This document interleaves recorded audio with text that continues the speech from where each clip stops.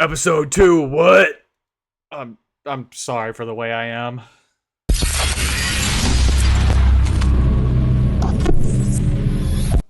Welcome back to the channel, everybody. My name is Bread, and welcome to episode 2 of Ravenrock Woods. Apologies ahead of time if I sound a little unhappy, like the wind has been taken out of my sails. This is like the 4th or 5th time I've had to record this part of the video. It's also the reason why we're not going to get like the first part or two that I normally do with like, this is where I'm going to work, this is what I'm thinking kind of thing. I'm just going to have to go right into showing you what I've already built because for whatever reason, my audio is giving me issues again. I don't know what's going on. I hopefully we'll get it resolved here pretty soon. I am recording outside of my OBS like I used to do, so if the sound quality here is not as great, I apologize, but it's better than what it was giving me. So with that being said, obviously this is a look at Century that we worked on last week, as well as the main park entrance. I already have my starting point for the next part, so we're just going to go ahead and take a look at it right now.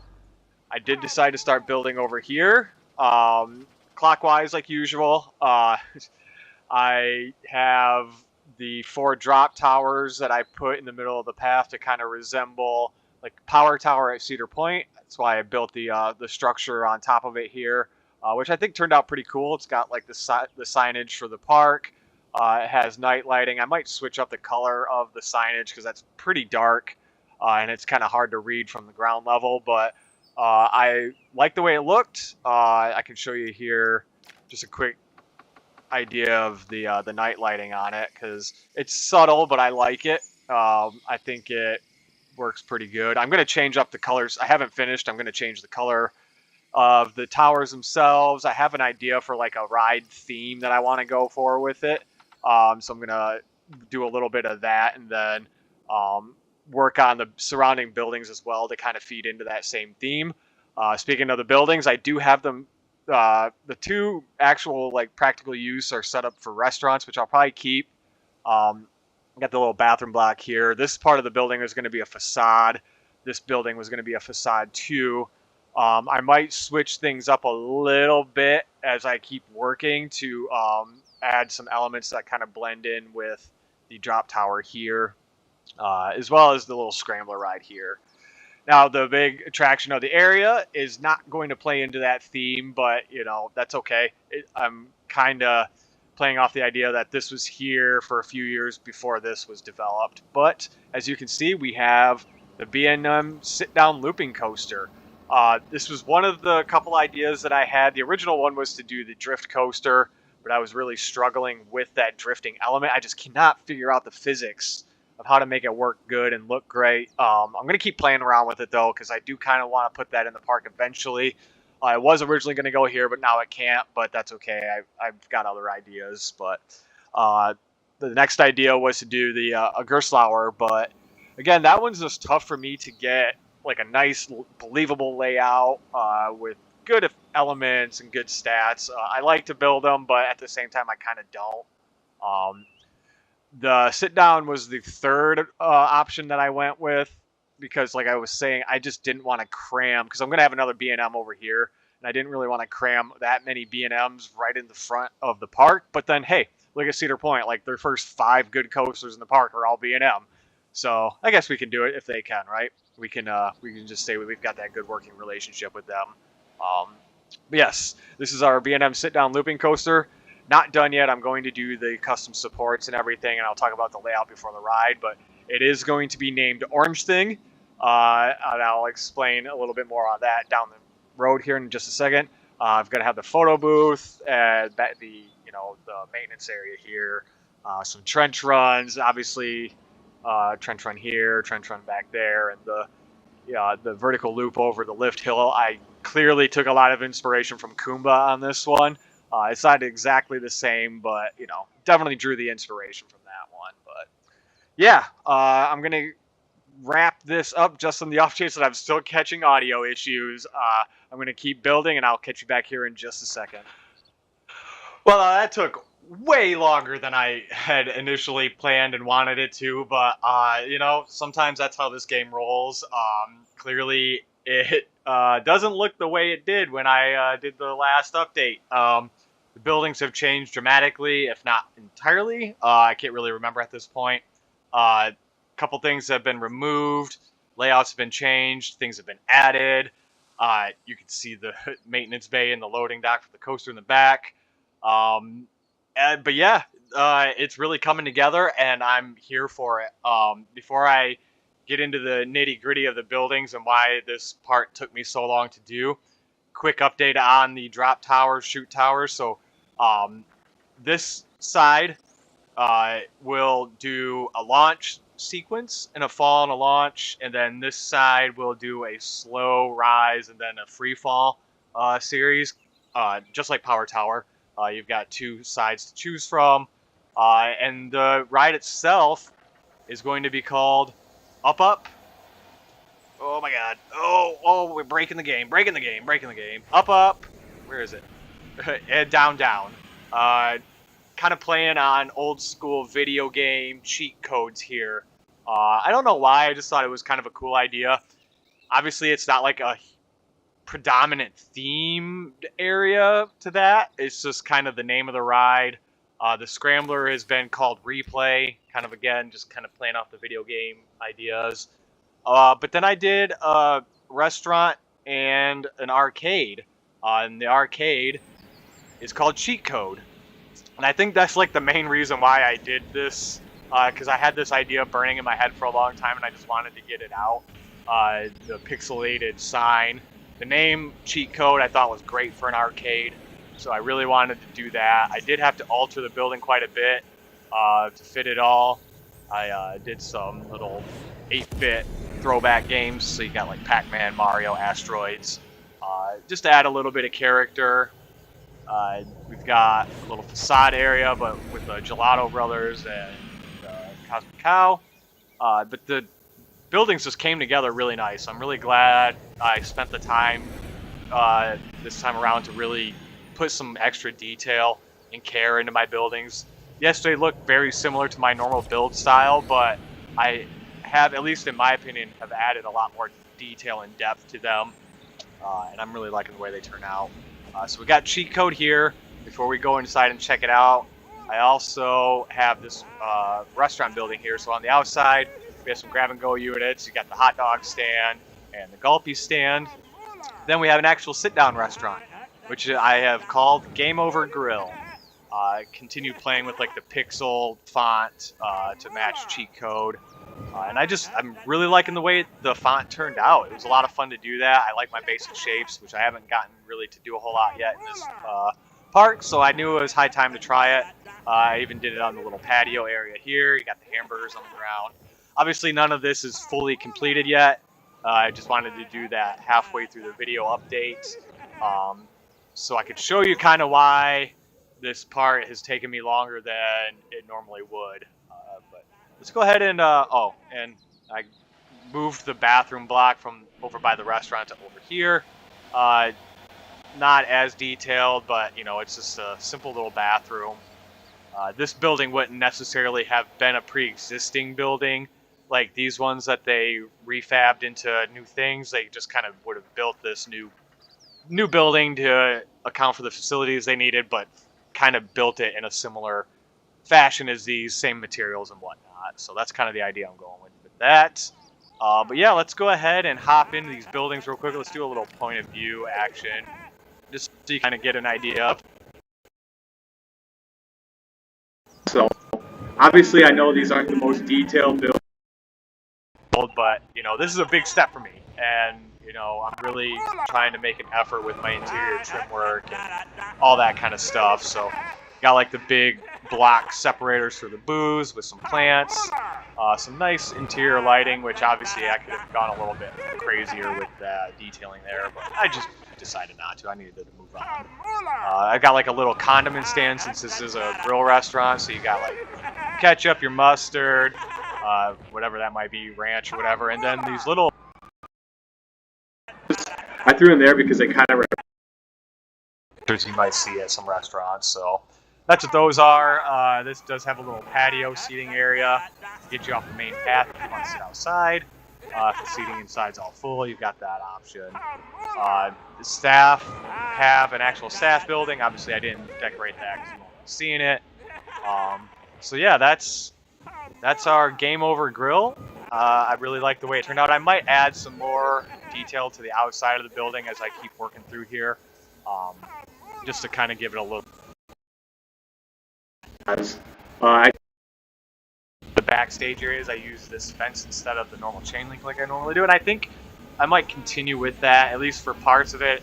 Maybe mix it up, do a combination of this style and chain link.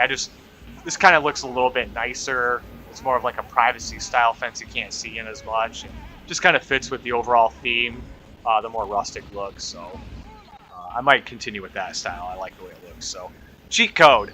Let's go check out this arcade that took me way too long to build. Obviously, I repeated the signage in here, but it's got a full-blown arcade. Yes, I used the same blueprints from the workshop as I did in the previous park that I built for the arcade games.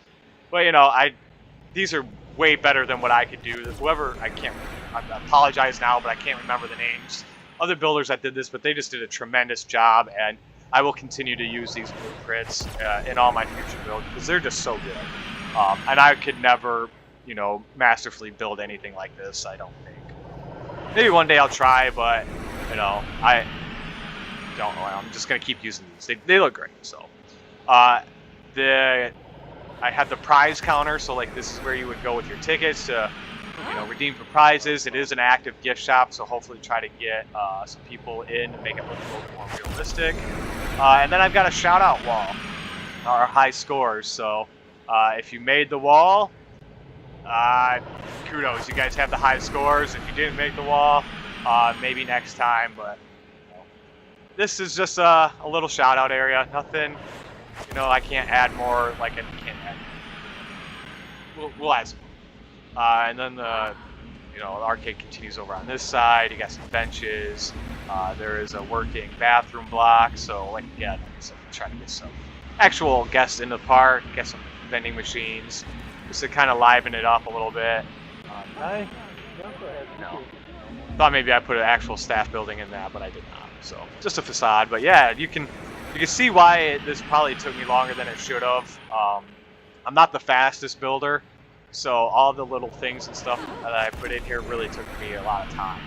Honestly, I wasn't building for hours upon hours like I used to be able to do. So it was coming in and going when I had the time. But yeah, that is. Let's hop out of the POV view. Those are the buildings. Let's take a quick gander at the backstage area, or not backstage, but like the maintenance bay area for Orange Thing. Pretty self-explanatory. I'm not going to go too crazy into details. Obviously, you got some backstage clutter, which I'll probably add some more in just for funsies. I got the utility stuff. I don't actively play with the the utilities, I guess, for rides and buildings. I just put them there because it adds that bit of realism. I got the recycling bins, a little bit of clutter, like I said. I'll probably put some more back in here just to make it look more used, overgrown kind of thing. Got the photo unit just outside of the loading station. You got to go right past it out of the exit. Again, I do have the photo booth unit and an active, well, it's not active now. They're not there for whatever reason. Gift shop, so hopefully, it'll get some use, vending machines. The signage for the coaster, I really like the way it turned out. I don't know what it means, like what with the lightning and all that. It doesn't really have a theme other than the name is Orange Thing, which, by the way, I kind of teased it. I don't know why, because it's not like it works in with the arcade idea, but Orange Thing is the nickname for our orange cat that we have. We call him Orange Thing, and I was like, you know what? That'd be a great name for a roller coaster. So that is our B&M sit down. It is Orange Thing. The sign turned out really good. I still have to go in and finish the queue, so we won't really get into that too much. Trench runs, pretty much done for the most part. Obviously, I've got to do the nature work and everything around them yet. And the coaster is completely custom supported. So that was fun. It actually was a lot easier than I expected. I kind of thought I was going to have my hands full. What is this? With the Cobra roll? I think that's a Cobra roll. enthusiasts, don't come at me if I have the name of that inversion wrong. But completely custom supported. We've got the little bridge for the train, which crosses over the coaster, and this is where our on-ride camera is housed. I think that's a pretty good area for it, which, you know, coming right out of a airtime hill into another inversion, so that's a prime location for the photo. The bridge itself turned out pretty cool. I like the way it looks. It's not the most detailed thing I've ever built, but I think it looks good. I wanted it to have like a old, abandoned, kind of overgrown look. There's some leftover build material from when they were working on it.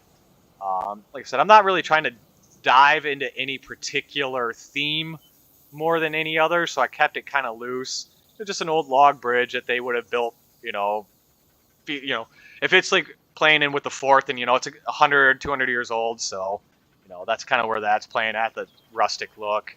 I got the two abandoned, what we're gonna call them abandoned or just no longer in use train depots. I don't really know anything about trains, so I don't know if this is like anything realistic, but I just thought it'd be some nice scenery to have as the train goes by. Obviously, like I said, the nature work still needs to be done. Give it kind of an overgrown look, as you can see. Like, it's not obviously ever going to be used, but just playing on it. I thought it looked good, but yeah. So that is where we're at. One more thing before we get too far. It's nothing crazy, but I'm really liking the way my rail crossing turned out. I've got a few more rail crossings down the road that I'm going to be building, but when they're done, I kind of want to come back to them. I still got to do this side with the do not enter, but I'm going to play around with it and see if I can animate them to triggers to actually have the crossing arms come down. Obviously, they wouldn't stop guests from using it, but that's kind of my idea down the road. I'm going to play around with it, see if I can manage it. If not, then it is what it is. But I really like the way they turned out. I think they look good. They're simple. And they're there, and I like the way they turned out. I'm gonna keep saying it.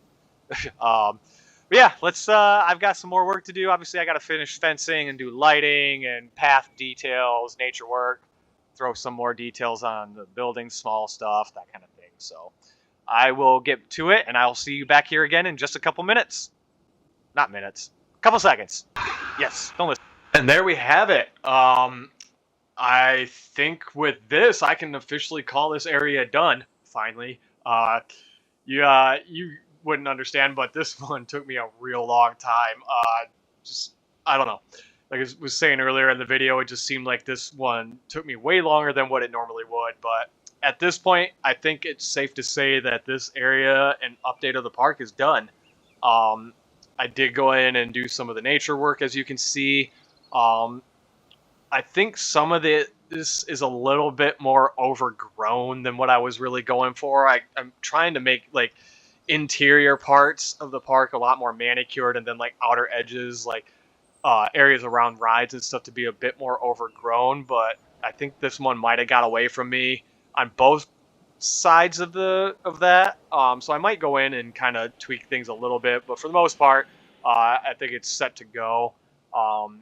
Really don't have a whole lot else to say because I already kind of touched on everything. I did go in and edit a little bit more of like the pixelated effects on the ground around the up, down, down towers.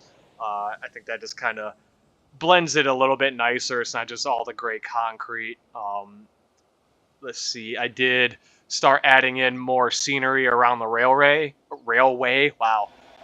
And like this area right here in particular, I don't know why, but I just really like the way it came together. It's overgrown, but it looks like it's overgrown intentionally.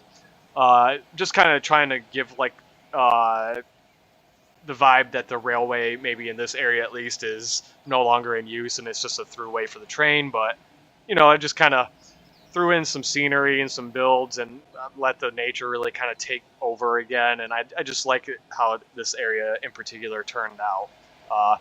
Shot a couple more little hidden Easter eggs right there for those of you who know. And it kind of continued with the same idea over at these train houses, or whatever it is you want to call them, that I built. I just kind of roughed them up more, threw in some more clutter to made it look like maybe it was like a maintenance stop for the railway. So you got like new or old, whatever rails. You got all the clutter with the barrels and the crates and whatever. But also it's starting to get overtaken by nature again.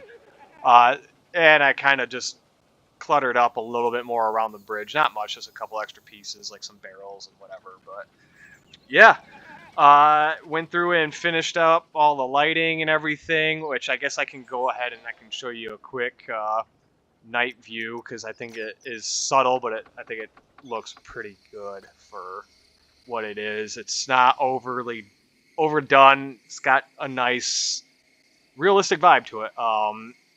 I really like the way the lighting turned out for the coaster sign. Subtle, but also eye-catching. And then the lighting around this particular area of the train track, I think this made it look really good too. It's warm, it's nice. Which reminds me, I did not do that over here. So I'm going to go through there and redo that. I did add some lighting into the trench runs for orange thing, which really brings it all together nicely as well. So yeah, I'll add some lights over there off camera, just so that it's there. And yeah, that's gonna about wrap it up for this area finally. So again, thanks for getting to the end of the video with me. My name is Brett. If you haven't already, please hit like and subscribe. If you want to keep following me for more Planet Coaster content and Ravenrock Woods videos. Got more to come down the road, obviously. Still got a long ways to go, but I'm liking the way this one's turning out. Hopefully the next updates don't take me nearly as long as this one, but I will see you again in the next episode for our next update, and I leave you now with a ride on Orange Thing. Take care, everybody.